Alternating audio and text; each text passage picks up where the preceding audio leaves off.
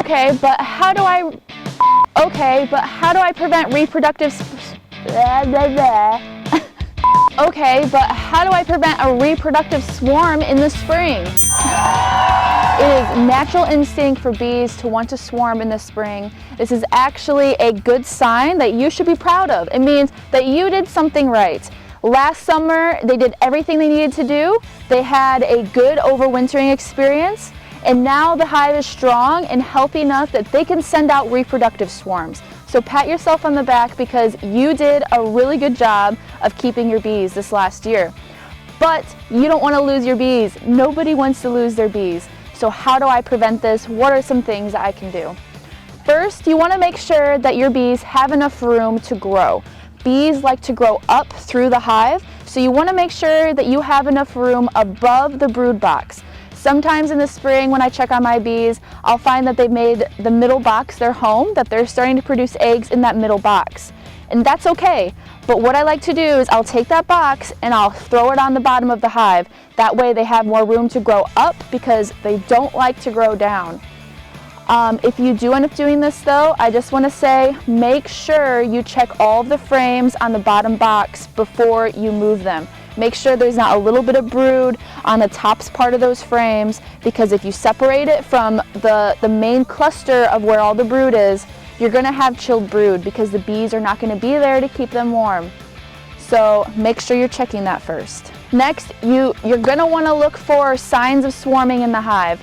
A couple signs will be if you just see in the spring that your hive has so many freaking bees and there's not enough room, they're going to want to swarm. 100%. They don't like being crowded. You also want to check to make sure you're not seeing swarm cells. A lot of beekeepers say once you see swarm cells, it's already too late, the hive's made up their mind. But something that I've done in the past and it has worked is when I see a swarm cell, I then say, okay, I need to split this hive ASAP. And I'll cut that swarm cell out, I'll split my hive, and I'll put that new swarm cell in the new hive. Hey guys, I forgot to mention, if you do end up doing this, make sure that it is not an emergency queen cell that was made to take place of the queen in that hive. Make sure you can find the queen somewhere in the hive, and make sure that cell that you're taking, usually swarm cells are going to be on the outer parts of the frames. If it's a cell that's on the face of the honeycomb, leave it be. Don't touch it. All right, let's get back into the video. This kind of tricks them into thinking that they swarmed and left. But when you do this, make sure you count for all swarm cells. Make sure you look through the entire hive and that you did not miss one. But even if you don't see swarm cells, something that I like to do every spring is I'm just going to split all my hives regardless.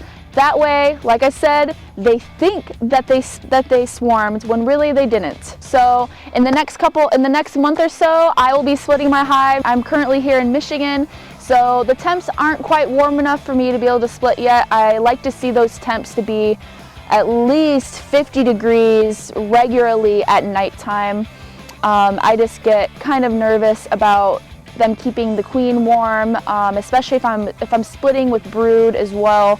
I want to make sure that brood is going to keep warm and not get cold. So, and just like how I'm saying I don't want to split until it's the right temp, the bees are not going to swarm either until it's the right temp and the nectar is flowing.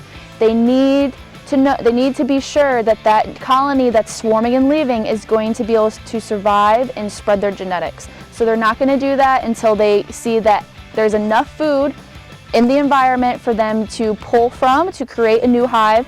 And the temps need to be good, otherwise they're going to freeze. So to sum all of that up, number 1, make sure the colony has enough space. Number 2, be prepared to split.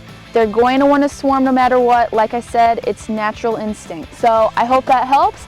I hope you're having fun with your bees, and I hope you're able to get out there on a nice sunny day and have fun with them, see what's going on. Catch you guys in the next one.